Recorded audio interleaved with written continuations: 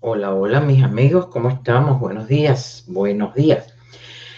Bueno, ¿de qué venimos a hablar hoy? Señores, hoy es 24 de febrero y hoy se conmemora, bueno, son 25 años ya del derribo de las avionetas Hermanos al Rescate.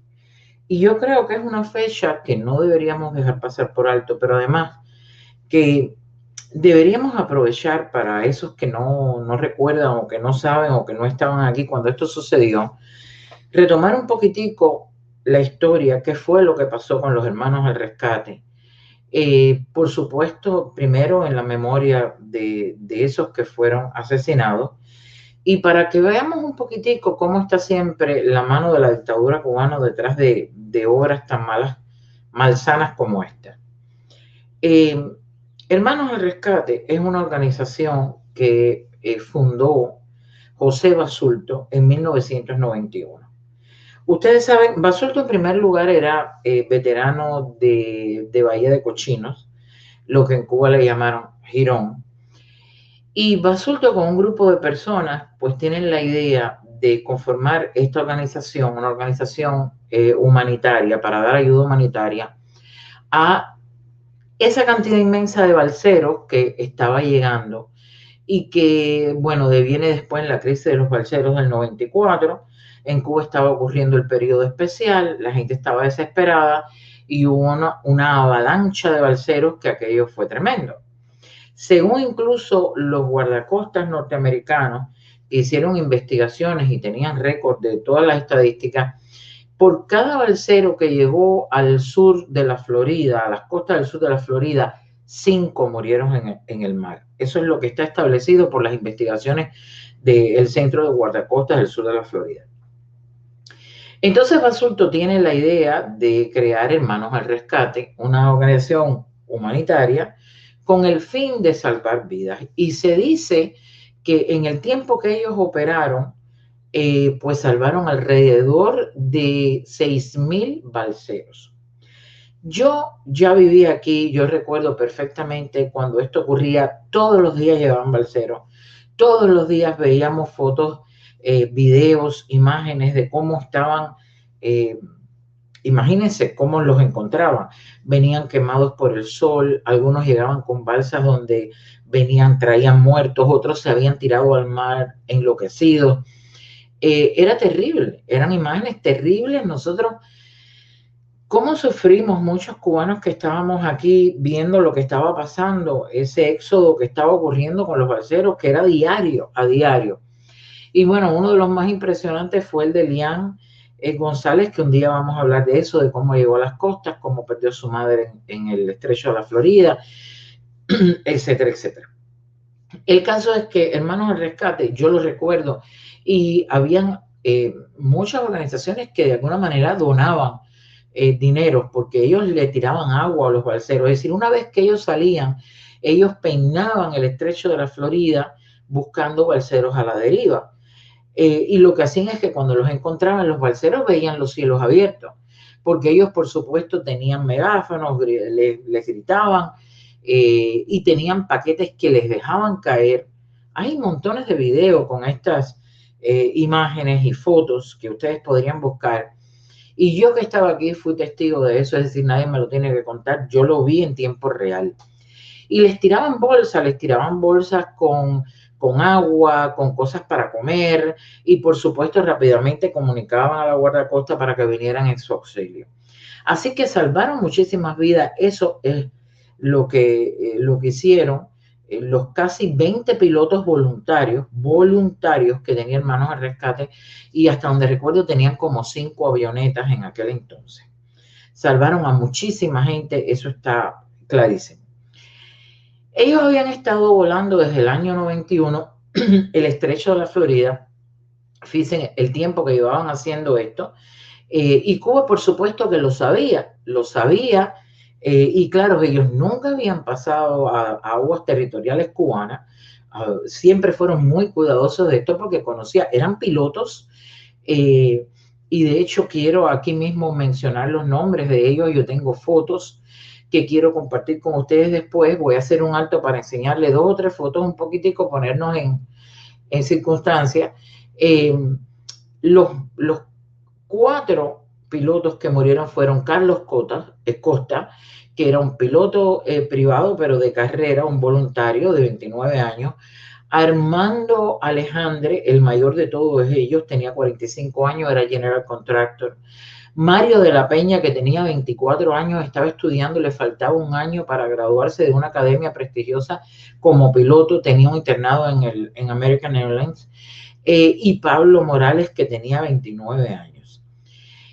Pues bueno, estos jóvenes se habían inmiscuido con la labor de Manos al Rescate solamente por el deseo de ayudar, movidos por esa pasión de salvar vidas. Y era lo que hacían, y eso lo sabíamos todos en Miami, se sabía. El 24 de febrero de 1996, yo estaba a punto de dar a luz. Tenía una barrigota de este tamaño. Y yo recuerdo perfectamente ese día, porque da la coincidencia que nosotros estábamos invitados, el padre de mi hija pequeña y yo, estábamos invitados a una cena en casa de unos amigos nicaragüenses que nos iban a hacer una receta vigorón o algo así. Y yo recuerdo que estábamos sentados, la casa tenía un portal y era estas casas que en vez de tener el jardín atrás, el patio atrás lo tenía delante. Y estábamos allí debajo de unos árboles, ellos sacaron la mesa y estábamos sentados y estaba la noticia corriendo en la televisión. Yo recuerdo haberla pasado mal y todavía yo hablo de esto y el cuerpo me tiembla, porque recuerdo exactamente cómo viví ese momento. En primer lugar, yo estaba embarazada, yo di a luz justamente un mes después, es decir, tenía yo 8 meses de embarazo, estaba que apenas ya podía caminar, loca por tener a mi hija. Estábamos en casa de estos amigos que eran nicaragüenses y que no entendían muy bien la situación nuestra, a pesar de lo que había pasado en Nicaragua. Pero tuvimos incluso 2 o 3 palabras porque ellos lo veían de cierta manera y nosotros, claro, lo veíamos de otro. Pero yo recuerdo que se puso la televisión y aquella cena, aquella comida me supo terriblemente mal a llanto porque estaba la televisión de Miami cubriendo el evento y eso había pasado a las 3 y pico de la tarde y yo les estoy contando que eran, no sé, tipo 7 de la noche cuando yo estaba en casa de esta familia. Así que yo lo recuerdo perfectamente, lo recuerdo como si fuera hoy, 24 de febrero de 1996 y yo di a luz un mes después. El caso es que derriban estas 3 avionetas, el gobierno de Cuba, la dictadura cubana. Estos muchachos estaban manejando Cessna, eran los aviones en los que iban, aviones que no estaban preparados militarmente, que no tenían armamentos de ningún tipo, habían salido de Opa-locka, salieron de Opa-locka como a la 1 y pico de la tarde aproximadamente o algo así. Y yo les voy a leer después la ruta es decir, todas las grabaciones que se hicieron minuto a minuto de lo que fue pasando para que ustedes oigan esto y se lo voy a leer mientras les enseñe la foto. Pero el caso es que ellos salen sin armas. Supuestamente llevaban panfletos que no era otra cosa que una copia de la Declaración de los Derechos Humanos de las Naciones Unidas para tirar sobre La Habana. Pero quedó claro que no estaban en aguas internacionales cubanas. Hay una grabación que yo quiero compartir con ustedes, pero la voy a dejar probablemente al pie de este video la grabación. En primer lugar, porque no sé si puedo usarla. Y en segundo, porque sé que me voy a poner demasiado alterada escuchando la grabación del momento en que derriban las avionetas. Quizás la ponga al final cuando me esté despidiendo.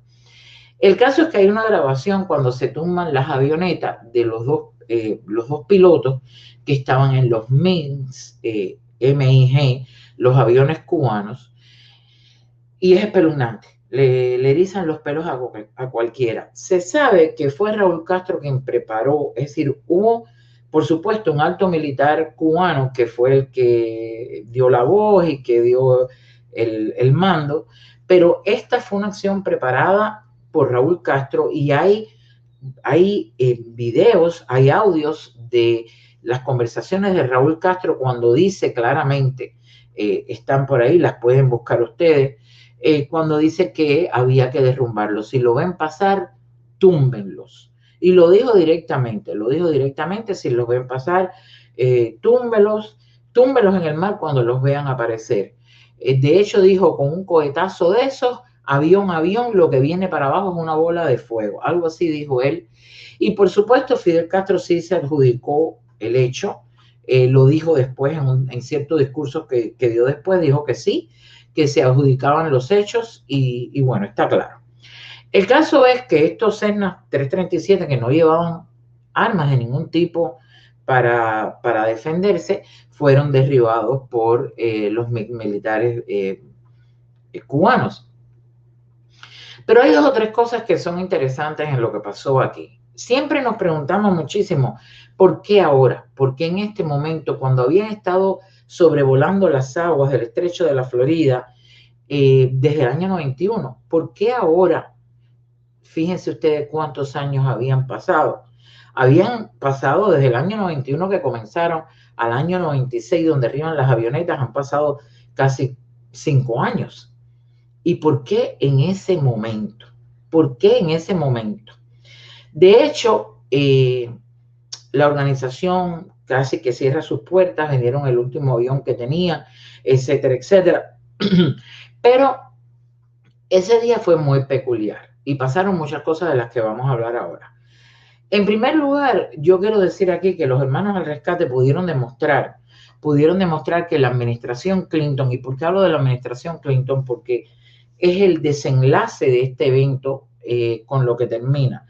Ellos demostraron que la administración Clinton, Gore, que era el vicepresidente entonces, que de alguna manera sabían de antemano de que este ataque iba a ocurrir. Los hermanos al rescate, cuando ellos salieron, ellos habían notificado, como se hace normalmente, su ruta de vuelo a las autoridades pertinentes de la aeronáutica de Miami y también de La Habana. Es decir, se sabía. Y en esa ruta de vuelo habían especificado que el límite de la travesía era el paralelo 24 al norte de Cuba. Según investigaciones que se hicieron después, que la hizo la Organización de Aviación Civil, etcétera, etcétera, encontraron que ellos estaban a 12 millas de territorio de donde comienzan las aguas territoriales de Cuba. A 12 millas. Así que queda claro que ellos estaban en la milla 21 o 22, estaban en aguas internacionales, lejos de la costa cubana, pero igual la tiraron abajo, ¿no? La orden supuestamente fue dada por Rubén Martínez Puentes, que era pues un militar cubano, pero los pilotos de los MiGs cubanos que derribaron las avionetas de hermanos al rescate, eran dos hermanos, Francisco y Alberto Pérez Pérez. ¿Y por qué yo recuerdo el nombre de estas dos personas, Francisco y Alberto Pérez Pérez? Pues muy fácil, porque por ahí ustedes podrán encontrar montones de cosas que se escribieron, y yo recuerdo, y la voy a buscar, un artículo que escribió un periodista independiente que vive en Cuba, o vivía entonces, no sé ahora, cuando se cumplía un tiempo del derribo de las avionetas. Y este individuo, este periodista independiente, hizo un artículo que yo recuerdo, donde él hablaba y explicaba quiénes eran estos pilotos, Alberto y Francisco Pérez Pérez. Pues muy fácil. Estos dos pilotos eran hermanos de otro piloto que se llamaba Wilfredo Pérez Pérez. ¿Y quién era Wilfredo Pérez Pérez? Wilfredo Pérez Pérez era el piloto del avión derribado en Barbados en 1976. Ustedes saben ese avión del que hemos hablado, que lo hemos hablado aquí, que fue un acto de verdad cobarde, murieron 73 personas. Y ese avión de Cubana de Aviación que fue derribado en 1976, que se conoce como el avión de Barbados, pues el piloto de ese avión era Pérez Pérez, era Wilfredo Pérez Pérez. Y por ahí, de hecho, la televisión y la prensa cubana ha hablado del evento, ha hecho una descripción exacta de qué pasó con el avión de Barbados. Y se hizo una frase popular que decía felo, algo así como felo pegado al suelo, felo, pégate al agua. era lo que decía Felo, pégate al agua, que era la instrucción de la Torre de La Habana. Pues Felo era Wilfredo Pérez Pérez, el piloto del avión de Barbados, que se comunica con la torre y le dice: esto es lo que ha pasado, hemos tenido una bomba, hay un fuego en la cabina, y se oye todo, están las transcripciones de toda esta conversación entre el piloto, que es Wilfredo Pérez Pérez, y La Habana. Y desde La Habana le dicen: Felo, pégate al agua. Eso quedó, esa frase quedó y la dijeron en Cuba muchísimos medios de prensa, todos oficialistas. Pues este Felo es el hermano de los dos pilotos MiG que derriban a las avionetas Hermanos al Rescate. Pero ustedes dirían, bueno, 3 hermanos que eran pilotos, pero lo curioso es que este periodista del que yo les hablo, un periodista independiente, en su artículo describe que él conocía a uno de esos hermanos. Él conocía a Alberto, lo conoció personalmente porque trabajaron en la industria siderometalúrgica y que en una cierta planta que había en San Miguel del Padrón, ellos fueron compañeros de trabajo. Y este Alberto Pérez Pérez, entonces, que tenía 22, 23 años, manejaba un montacarga. Y de hecho, un día lo sacaron porque era un individuo inestable, que estaba nervioso, era iracundo, perdía los pines a cada rato, y manejaba un montacarga. Él incluso cuenta de que en cierta ocasión había un lote de Habana Club que estaba exportándose a España y él lo traía en un pallet, lo desbarató, rompió un montón de botellas, etcétera, etcétera, y que ya estos eventos eran uno detrás del otro porque el individuo estaba prácticamente loco, desquiciado. El otro hermano, un poco más tranquilo, pero también con ciertos problemas, habla de que la madre de ellos era costurera, que él fue a casa de ellos, que los conoció personalmente, y que este Alberto Pérez Pérez, este que estaba medio desquiciado, incluso le había contado que ellos sufrían mucho por la muerte de su hermano Wilfredo, que algún día se iban a vengar, que algún día iban a matar a los culpables. Y de hecho le cuenta que el avión que su hermano pilotaba, el de Barbados, había salido originalmente de Angola, pero todo esto son especulaciones, cosas que se recogen a través de las experiencias de la gente que ha vivido con los testigos, como este señor periodista independiente que habló con estos hermanos que los conoció. El caso es que eran 2 bombas de tiempo, los dos queriendo de alguna manera vengarse de lo que había pasado de la muerte de su hermano. Cuenta este señor que este muchacho se desaparece y que 20 años después él se entera que era uno de los pilotos de los aviones MiG que derriban a las avionetas de Hermanos al Rescate. Y él se preguntó a plano personal, ¿cómo es posible que un individuo que estaba desquiciado fuera precisamente entrenado, pero además en aviones supersónicos, pero además para derrumbar aviones abajo, es decir, que vuelan bajo? Algo que es muy específico del aeronauta, que yo no sé mucho, pero fue lo que yo le oí contar a él. Y decía que le extrañaba muchísimo que la dictadura cubana, que el gobierno cubano, que el militar cubano, el ejército entrenara a estos 2 hermanos que estaban definitivamente desquiciados y que además ya no eran jóvenes, ya tenían 40 y pico de años cuando ocurre esta acción. Pues aparentemente es lo que él piensa, que fueron entrenados precisamente porque tenían un motivo, y tenían el motivo de vengarse todo ese rencor, toda esa tristeza que habían acumulado, supongo yo, durante tantos años por la muerte de su hermano. Esos fueron los 2 individuos de los que hay una grabación cuando ellos se comunican con la base en Cuba y dicen, los tumbamos, incluso dicen una mala palabra y demás, y yo voy a tratar de poner el audio al final. Bueno, esto es un poquitico sospechoso, ¿no les parece a usted? A mí me parece un poquitico sospechoso. La mayoría de ustedes habrán visto que Netflix sacó una película, que de hecho Basurto le mandó una carta a Netflix y varias instituciones le mandaron. Hay una comisión también internacional de justicia por Cuba que le mandó una carta a Netflix diciendo que los ha puesto como terroristas, etcétera, etcétera. Yo la película no la vi. No la vi porque verdaderamente me iba a molestar muchísimo. No quería ser parte de eso, no quería darle a Netflix, no. Creo que la película tenía que haber sido exactamente una réplica de lo que pasó, pero sobre todo defensa de estos 4 muchachos muertos. Así que yo no la vi. Pero yo sí sé que en la película sacaron, por supuesto, a la red Avispa, sacaron la imagen de Juan Pablo Roque, y yo les voy a hablar. Estos 3 espías de la Red Avispa, que fueron Gerardo Hernández, René González, Juan Pablo Roque, pues fueron preparados precisamente para un montón de acciones dentro de los Estados Unidos.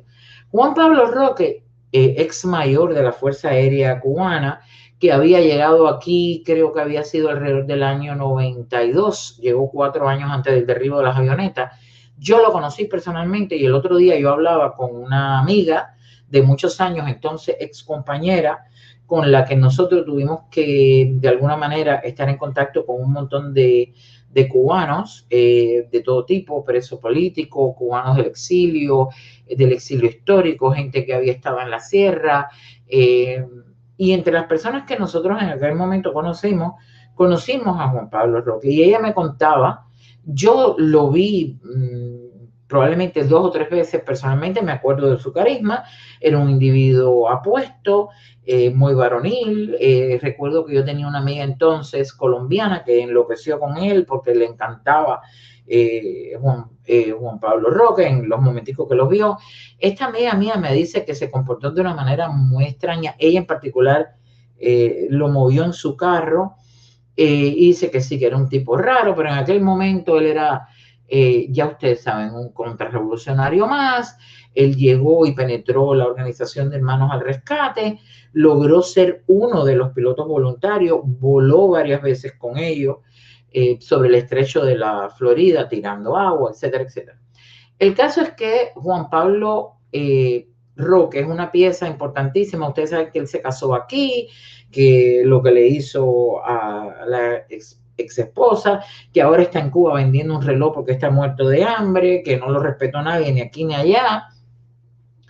Pero Juan Pablo Roque, que hasta un día estaba aquí, donde yo lo conocí, lo vi, pude intercambiar con él entre un grupo de personas y era, ya ustedes saben, en contra de la dictadura cubana, muy, muy acérrimo. Por eso yo a veces no necesariamente confío en los recalcitrantes, porque Juan Pablo Roque era un recalcitrante, de los que iba a tumbar a la dictadura, de los que iba a acabar, y bueno, ustedes saben lo que pasó. El caso es que él se desaparece un día antes de que se derriben las avionetas. El día 23 de febrero supuestamente él abandona el sur de la Florida, se regresa a Cuba después de haber estado 4 años aquí, de haber hecho todo lo que hizo, y el 26 de febrero aparece en la televisión cubana, ya ustedes saben, un personaje que gracias a él se derriban las avionetas de los intransigentes de Miami, de los terroristas, etcétera, etcétera. Habló de que era un grupo que hacía acciones ilegales, anticubanas. Se dice que fue incluso pagado por el FBI. Bueno, se dicen muchísimas cosas sobre él, pero lo que queda claro es que una de las cosas que nosotros le deberíamos desagradecer al presidente Obama es que él devolvió a estos espías, entre ellos a Gerardo y a René, los devolvió a Cuba. Pero sin embargo, los 4 jóvenes muertos voluntarios de Hermanos al Rescate que tantas vidas salvaron, no van a ser devueltos jamás. Y esas madres, esos familiares, hijos, porque creo incluso que Alejandre tenía hijos, pues van a llorar toda la vida la ausencia de sus padres que por un ideal y por una misión que ellos creían valiosa, de ayudar a personas que se estaban ahogando, que estaban pereciendo en el estrecho de la Florida, murieron asesinados por la dictadura cubana y no van a regresar. Sin embargo, los espías están condecorados bien tranquilos en La Habana, condecorados. Se ha hecho de todo. Marco Rubio, Mario Díaz Balar, le pidieron al presidente Trump, precisamente una de las últimas cosas que yo vi, que le instruyera al Departamento de Justicia con una revisión del caso, porque Raúl Castro de alguna manera tuvo participación. Fidel Castro pues se adjudicó el hecho, pero está muerto. Y se le pidió incluso que se encausara a los funcionarios cubanos que tuvieron que ver con estos asesinatos, cosa que no ocurrió, ya sabemos que no ocurrió, no ha pasado, y todavía se está esperando, y estas muertes fueron en vano y no han sido de alguna manera pagados. No se les ha dado justicia a esto. Creo que el Consejo de Seguridad de la ONU, lo que pasó entonces, y eso es de lo que quiero hablar ahora, ¿qué pasa después de estos sucesos? Bueno, ¿por qué tumbar las avionetas de Hermanos al Rescate ahora? Ya se sabía que el presidente Clinton, demócrata que estaba en aquel momento, ya tenía conversaciones con el gobierno de Cuba, con la dictadura cubana. Tenían conversaciones para de alguna manera flexibilizar las sanciones del embargo.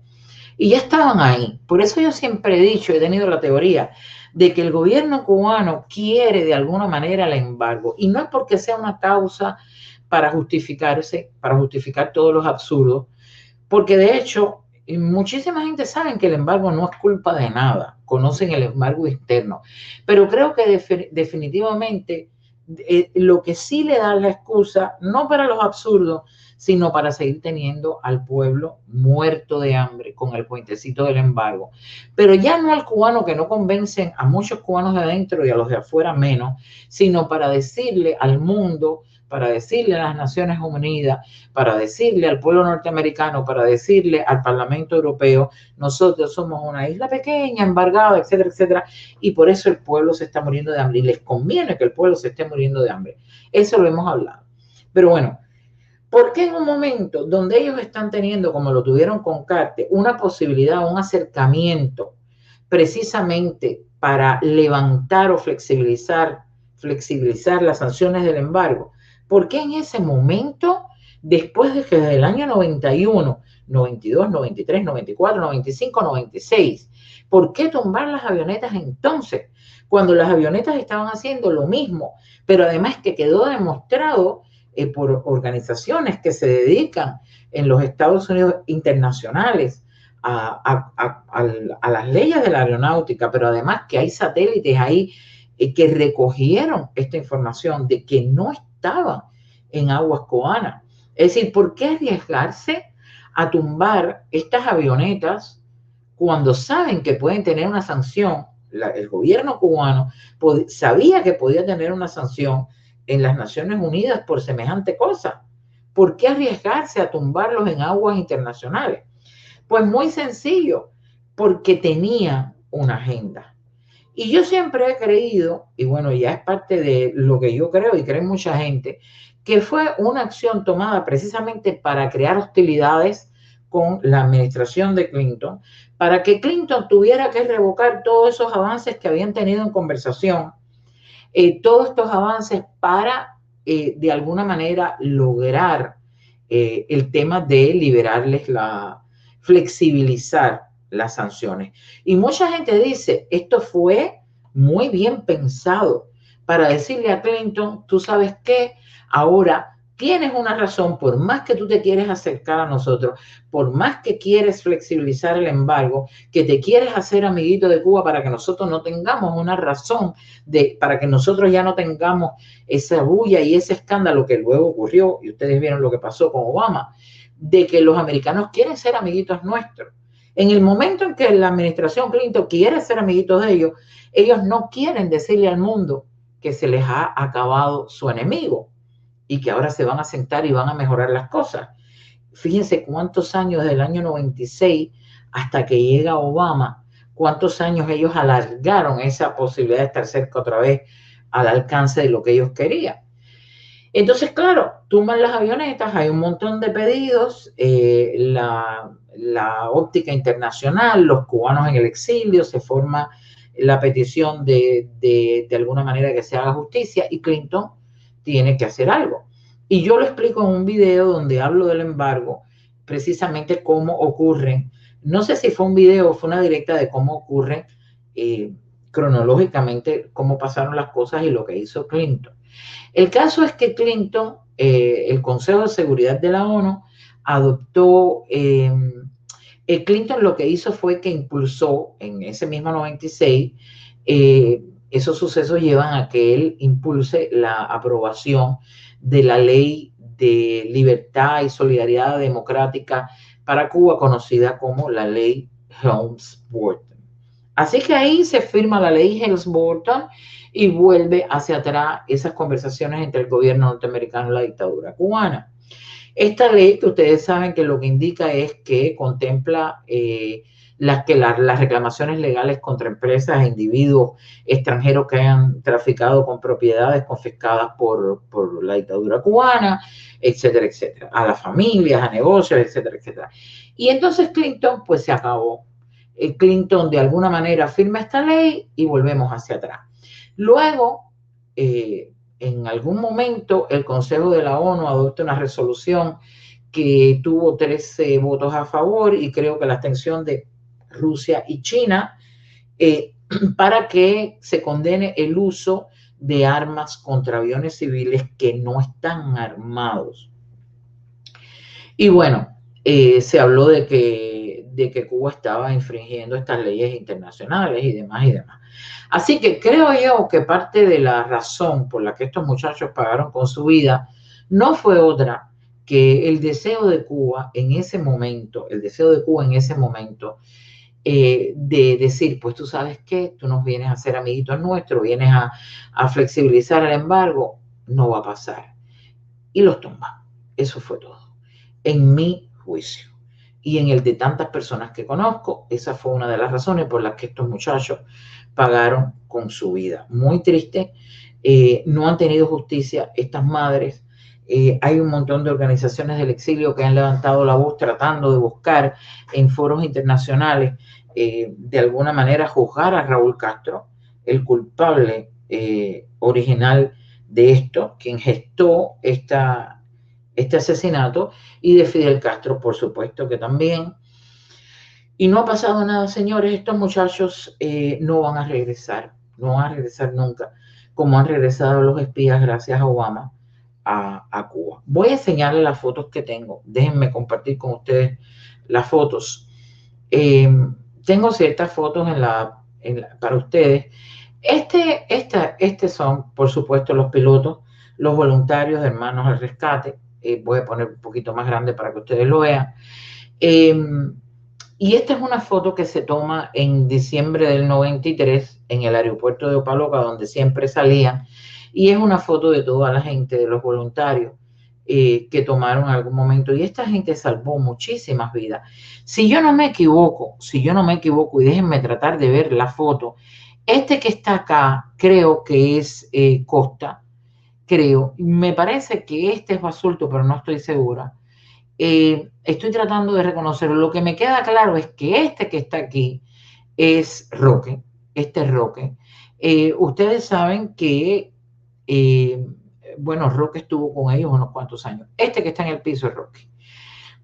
Este es Basulto en una de las avionetas.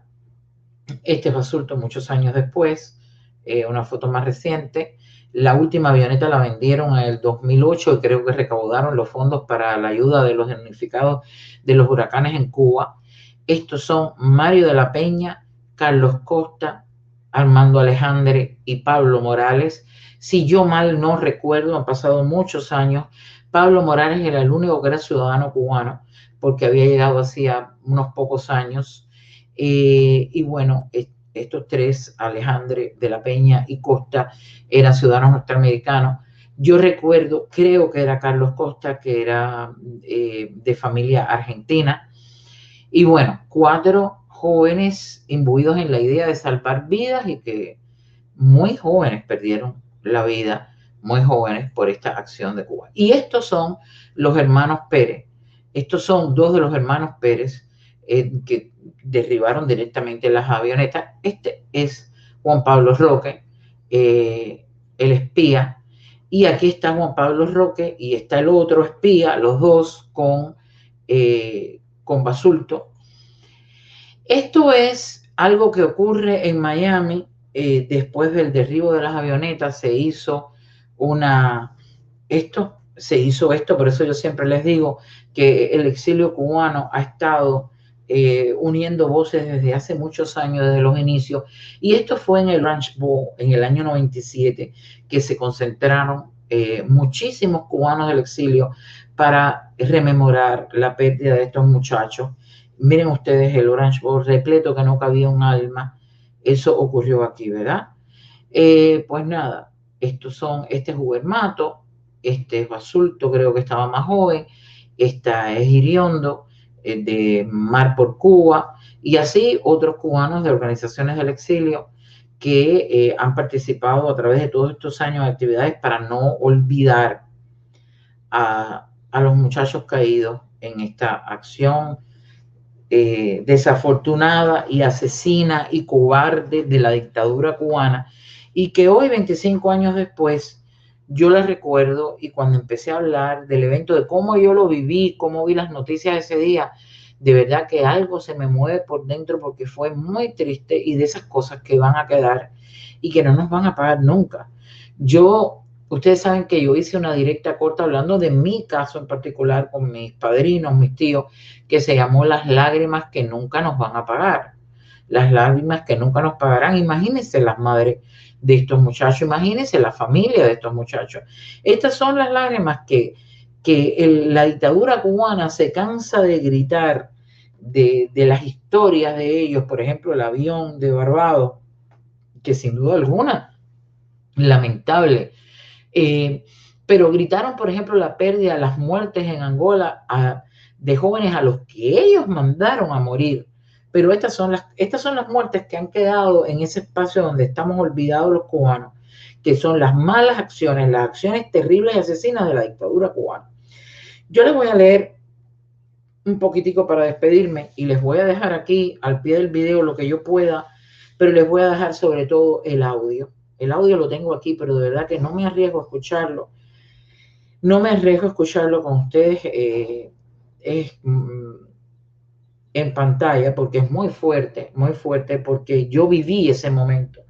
Y yo recuerdo lo que yo sentí cuando escuché ese audio en aquel momento, y recuerdo cuando oí a Fidel Castro adjudicándose aquel hecho, y a Raúl Castro, tan cobarde como siempre ha sido, y ahí está uno de los cobardes y asesinos, y no tengo palabras para describir lo que siento para Raúl Castro, yo que no soy, que no puedo tener jamás ni entender el dolor de estas madres. Pero yo les voy a leer esto y ustedes tengan un poquito de paciencia, pero esto es muy interesante. Voy a tratar de resumirlo porque algunos son cositas un poquito largas. Pero escuchen esto, presten atención, y ustedes concluirán después cuando yo termine. Ustedes sacarán sus propias conclusiones. Pero estas son las transcripciones que definitivamente la aeronáutica militar de los Estados Unidos pues pudieron encontrar y recopilar en la investigación que se hizo posterior al derribo de las avionetas, sumarizando exactamente qué fue lo que pasó minuto a minuto. Miren, a las 12:15 p.m., 12:15 p.m. a 12:40 p.m., radares de Estados Unidos divisan aviones MiG cubanos volando al norte de La Habana, según un reporte de la Organización Internacional de la Aeronáutica Civil, ICAO. Párrafo 51, página 51, párrafo 2, esto está en un reporte de la Organización Internacional de la Aeronáutica Civil, ¿ok? Y esto es todo lo que se recoge. A las 12:15, entre 12:15 y 12:40 han pasado 15, 25 minutos. Ya los radares de los Estados Unidos, escuchen esto, los radares de los Estados Unidos divisan que hay MiG mix cubanos volando en el norte de La Habana. Todavía los hermanos al rescate no han salido.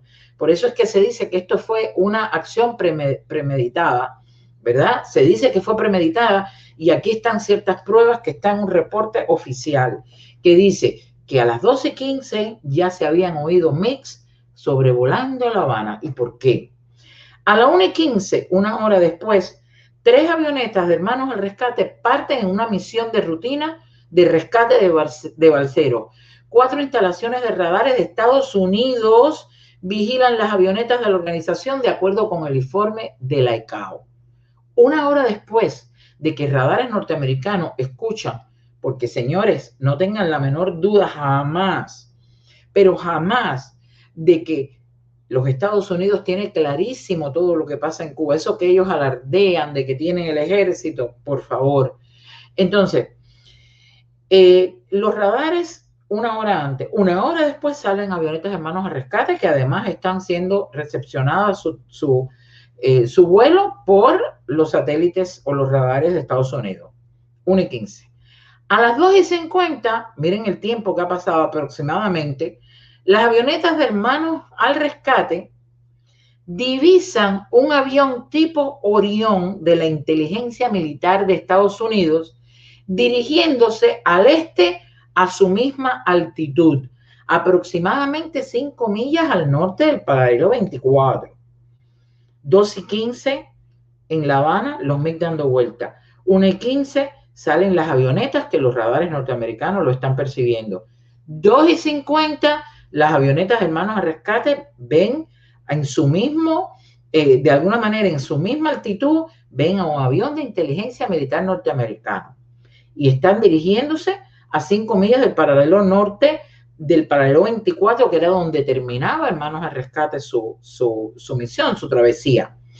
2:57, 7 minutos después de haber visto este avión, Hermanos al Rescate le comunica a La Habana que va a cruzar el paralelo 24 rumbo al sur, como se había hecho en otras misiones de rescate desde 1991, según el informe de la ICAO. Quiere decir que a las 12:57, Hermanos al Rescate le dice a La Habana, estoy llegando al paralelo 24, que es mi límite, y ahí voy a virar y voy a venir sur. Es decir, que lo indicó, ¿verdad? Lo indicó a La Habana. A las 3 de la tarde, 3 minutos después, 2 aviones MiG cubanos despegan con el propósito de interceptar las avionetas de Hermanos al Rescate. Y poco después, jets F-15 de la Fuerza Aérea de los Estados Unidos, esto se pone bueno ahora. Ahora es cuando esto se pone bueno. Jets F-15 de la Fuerza Aérea de Estados Unidos en la base aérea de Homestead son puestos en estado de alerta de combate. Luego se desactiva el estado de alerta. Se dijo que esta decisión se debió a un error de comunicación, según dijeron después los Hermanos al Rescate. A las 3:10, es decir, que a las 3 aviones en Homestead dice, estamos en estado de alerta, algo está pasando. Hay aviones Vic en La Habana, están los Cessna de Hermanos al Rescate llegando, aquí está pasando algo, y ponen alerta, y esa alerta la quitan. 3:10 de la tarde. Aviones MiG cubanos vuelan por encima de las avionetas de Hermanos al Rescate según los mapas de radares de la Fuerza Aérea de Estados Unidos.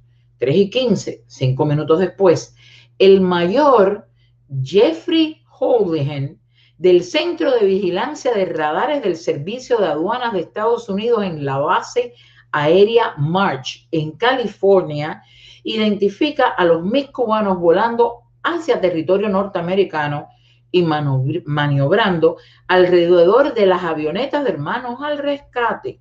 Es decir, un mayor en la base aérea de California, en los Estados Unidos, norteamericanos, en el centro de vigilancia, dice, hay aviones MiG que están volando por encima de 2 avionetas de matrícula norteamericana de Hermanos al Rescate. Este mayor hace entonces el procedimiento que tocaba, que es el equivalente a una llamada de 911, al sector de defensa del área del sureste de la base de Tyndall. Esta base le confirma al mayor que también ellos han divisado a los MiG cubanos y le dice, estamos manejando esto, no te preocupes, estamos manejando esto, no te preocupes. Estos datos fueron publicados en el Miami Herald el 3 de julio de 1996, con el titular US Radar Official 911 Call.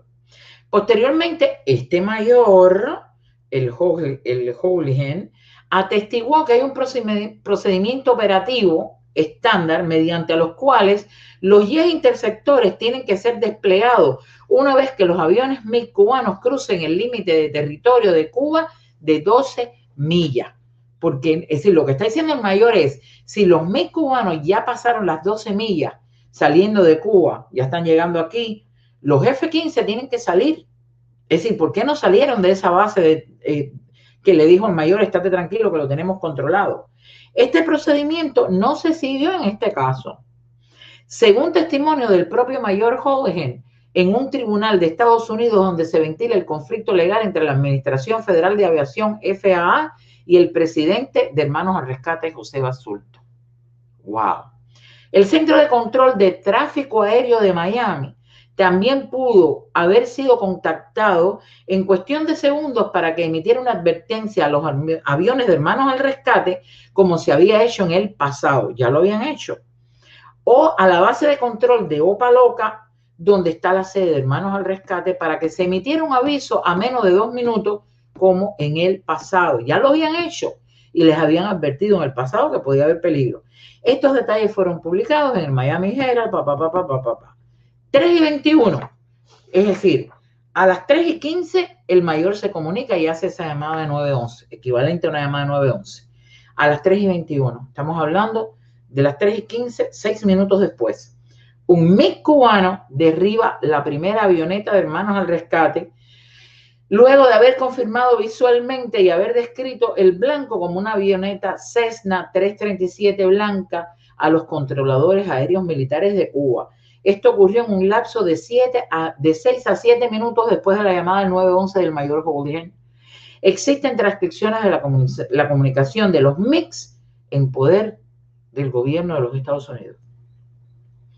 3:28, 7 minutos después, otro MiG cubano derriba la segunda avioneta y se escapan la vida, así porque sí, porque ni estaban atacando, porque le tiraban agua a los balseros, porque además iban a tirar pancartas de la Declaración de Derechos Humanos que el pueblo cubano no conoce, y no estaban atacando a nadie, no llevaban armas, no eran aviones de guerra, no eran aviones militares, pero sí porque sí, la dictadura cubana, después de saberlo volar por años, decide ahora los vamos a tirar. ¿Y por qué?